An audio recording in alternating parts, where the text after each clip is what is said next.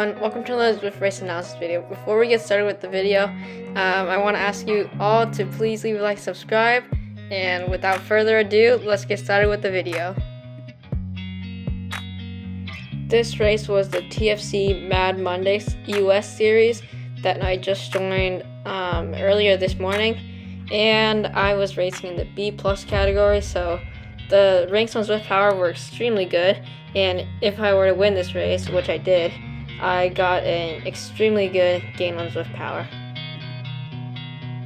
The format of this race is extremely similar to Zwift Racing League or other points races, where you're going to sprint at the prime points, and some of the points will have double points.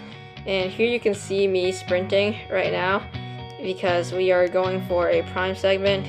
This was probably one of the parts where I struggled the most because it's extremely hard to keep up with these riders in an all-out sprint. And since I'm a lighter rider, I was not the best at sprinting. So you can see here that I was able to pull off third in this sprint, just barely, and yeah. The race was over 2 laps of Suki's Playground, which is an 11.2 mile route with around 500 feet of climbing each lap. So it was a 22.8 mile race, so a pretty long race. Aside from the occasional climbs and the sprint segments, the race was actually really mellow, and most of the time I was in either zone 1 or 2 for the duration of the race. One team to look out for in this video is Team TFC. You can see that they actually have 4 riders in this race, so they have the advantage over the rest of the group because they're going to use a lot of teamwork in these upcoming miles. You can see here that currently they are doing an attack together.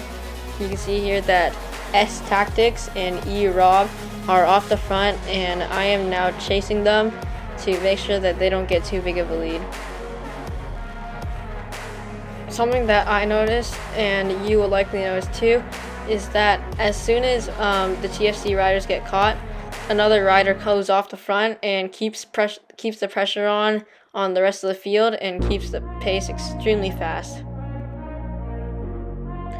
With 1.7 miles left, this marks the point where we're going to start making our way back to the finishing banner, meaning we're going to go up a small climb. We're not going to finish the entire K1, but we're going to make a right turn and go down a small hill, which will eventually lead to the start/finish banner.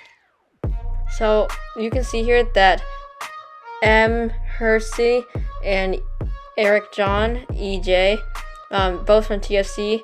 Eric John actually dropped back to help N. Hersey out after he was dropped on the sprint. That just shows how much teamwork came into effect in this race. And you can see that they're going to fly right by the group. They already have a rider off the front, S Tactics, who is keeping the pace hot in the front, and they're just going to plow right through the group and head to the front of the race to keep the pressure on.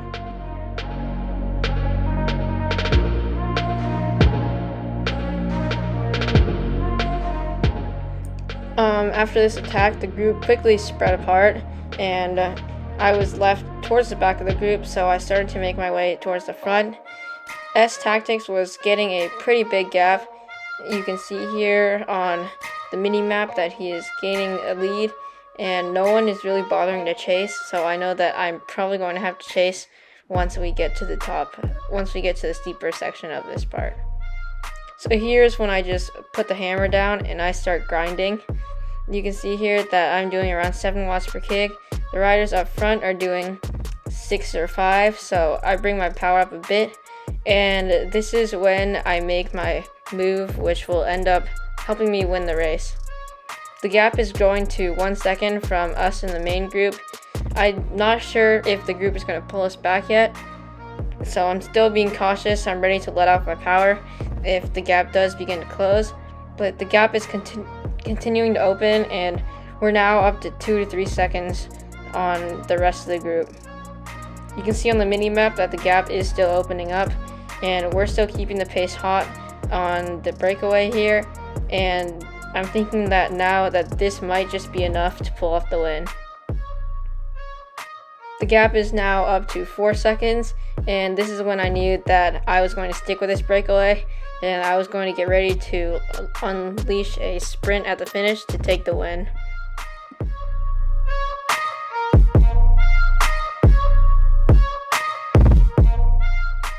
At this point in the race, I was pretty much suffering, and you can see based off my heart rate that I was close to my max. I was at 210 beats per minute, and I was suffering just trying to hold on to these riders, so I wasn't really sure if I would have much left to sprint, and I wasn't sure how much these riders were saving in order to unleash their sprint.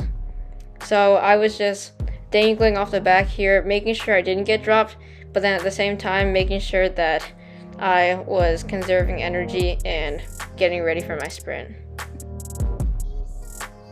You can now see that the gap is still opening up. We now have a 10-second lead, and S Tactics is still off the front. Well, not off the front, but in the front of our mini group. He's doing around 4 to 5 watts per kick. Coming into the final 1,000 feet of this race, I'm getting ready, I'm on my drops, and this is when I decide that I'm going to sprint now and use these riders to slingshot myself through them.